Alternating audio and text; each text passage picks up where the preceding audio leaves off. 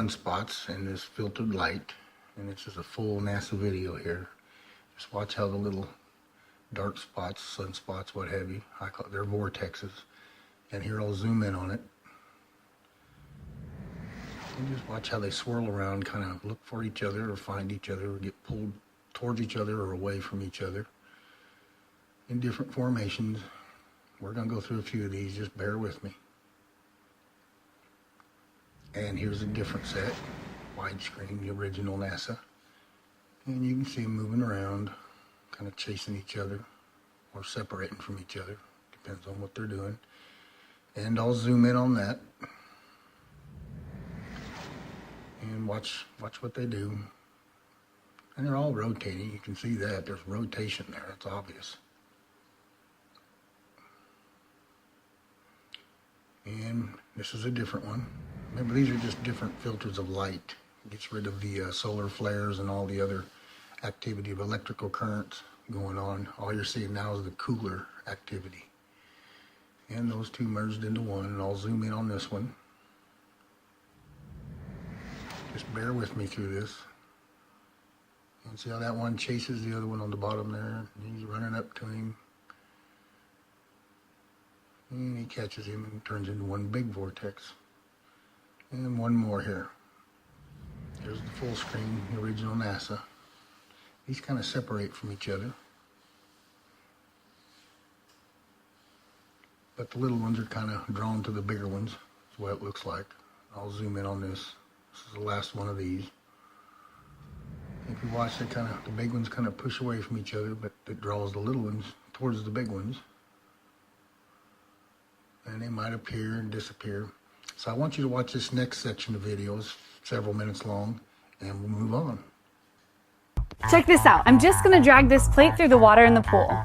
That's it. But look what forms. Perfect black circles on the bottom of the pool. And it's so weird, they don't die. They just keep going right next to each other. I sped this footage up because the circles took 3 minutes to cross the pool and didn't seem to be dying out. These got sharper as they went and made it all the way across. So cool. And look closer, you can see what's causing them. There are two almost unnoticeable dips in the surface of the water. Why don't they die out? And how do these dark spots form? And why do the dips move together? So many questions. Let's first look at what they are. When I drag the plate through the water, you could see it forming little vortices like you get when you move a paddle through the water. A vortex is a gas or liquid moving in circles with what we call a vortex line going up through the circles. They are everywhere. Tornadoes, water flowing down the drain, hurricanes, or the movement of air over an airplane wing. Vortices often form when there's a difference in fluid speed, like fast wind moving over slow wind. As you move the plate forward, the water right next to the boundary moves with the plate because of friction. The water further out is not moving. It's that difference in velocity that causes a shear force and starts the water spinning. This is accentuated by the water in front of the plate being forced around the sides and the water behind the plate being sucked forward as the plate moves along. In this coherent vortex, our dips can travel much further across the pool than a ripple without dissipating. Why? The vortex wants to keep its angular momentum, so it continues spinning as it moves through the water and only loses some energy through friction to the surrounding stationary water. So what we appear to have here is two vortices moving across the pool, but it seems weird that they stay right together. Well, when we create this vortex, we're forcing water to move around the whole plate, not just on the surface of the water. Our vortex line is curved. We're creating a half vortex ring. You know, like a smoke ring, bubble ring, or even the plume rising up from an explosion, but half of that. These two dips on the water surface are just the ends of the half ring. They're connected, and that's why they stay together. We can see this if we put a little food coloring into the ends. The food coloring travels from one end to the other and you can see the entire half ring. So cool! We just made a bubble ring without the bubble. This also tells you something interesting. The half ring is not a wave. A wave is a disturbance moving through a medium that transfers energy but doesn't transfer matter. When we added food coloring, we saw clearly that the vortex is transferring matter just like a smoke ring does. So sadly, it's not a wave. It's cooler than a wave. Now back to this half ring vortex. Isn't it weird? You've probably never seen half of a smoke ring before. Why? Well, according to Helmholtz's law, a vortex line cannot start or end in a fluid. So a vortex line either wants to close into a loop or end at a boundary. If you tried to cut a smoke ring in half, it would either break up or, even cooler, it would break up into two smaller smoke rings. I don't know if that happens. It would be awesome. Since the line can't end in the fluid, it ends at the surface. You almost never see these half vortices though, because they have to occur on the boundary of two media. If you can think of another way to make the entire half ring visible, like a smoke ring or a bubble ring, let me know. So now, why does our vortex create those cool dark spots? Well, the balance between gravity, centripetal forces, and surface tension creates a funnel shape which acts like a lens. Lenses often work by focusing light to a point, like this Fresnel lens, which can melt pennies in the sun, but I digress. Our vortex lenses focus the sunlight away from the center, like so, and you have a bright ring surrounding a dark circle. The ring highlights the dark circle further, and you get these incredibly clear black spots. So cool! Now, I highly recommend trying this at home, especially if it's too cold to swim in the pool. Here are some tips.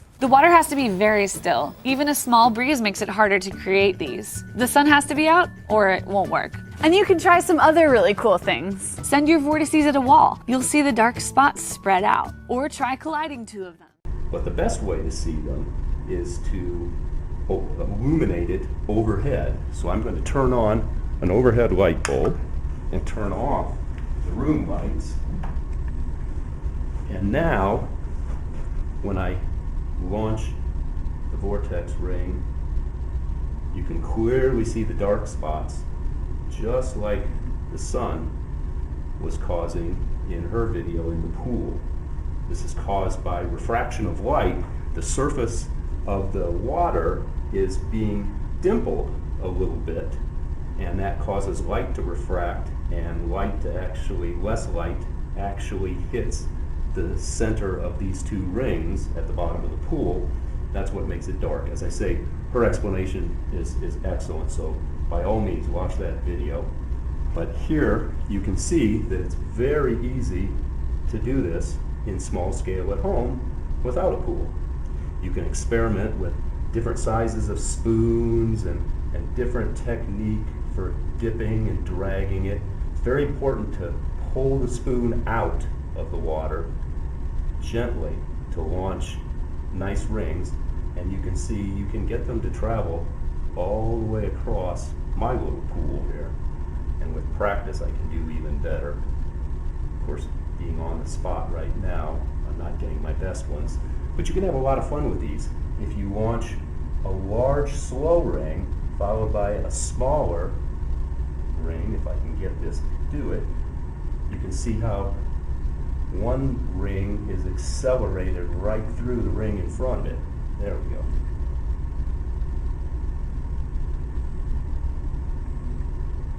A lot of cool things. Now, I haven't found a good way to reproduce the effect that she got by injecting food coloring into the vortex. It just doesn't work very well on a small scale. I think it's probably got something to do with the surface area to volume ratio in these much smaller vortices, which is also why they don't persist quite as long as the larger ones do in the swimming pool. Okay, so remember, you've got matter moving between vortexes for one thing, and on the sun, you've got the thinner gases up above, the thicker gases below. Is kind of like the water is the thicker gases, the air up above is the thinner gases. It's basically the same thing, except, you know, you're talking about thick water instead of thick calcium gas down where them vortexes are. So that's what's, they're moving gas instead of food coloring. And if you remember, that half vortex underneath between two is moving things, and it wants to make a circle, but since it's gas, it can now and then. It's not water and air, it's just different thicknesses of gases.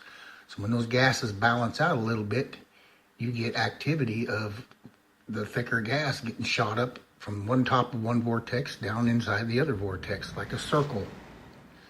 And it's like a water spout. Think of the air on a water spout, it's like a tornado. But when it hits the other medium of the water, it sucks the water up into the tornado and makes a water spout.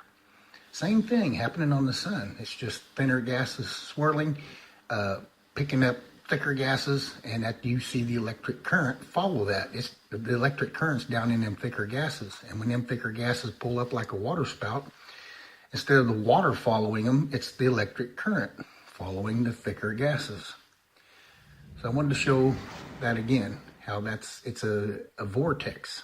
It wants to make a circle, but it can't because of the difference in medium, water and air, thicker and thinner gases. But occasionally they do connect, and that's when you get your solar flares and your coronal mass ejections. Otherwise, you just get sunspots and looping fire. So I want to show one more time how vortexes work in water and air. The same thing in the sun, just different thicknesses of layers of the gases. So I'm hoping this kind of gets across and shows a little bit more. And here's the picture showing this is all one sunspot, one activity picture. It's just in different light filters. All the way to the right, you're seeing the cooler filter that doesn't show all the heat activity and electric current. The middle one's showing more of the electric current. And then the one on the left is showing even more UV light where you see the red fire too.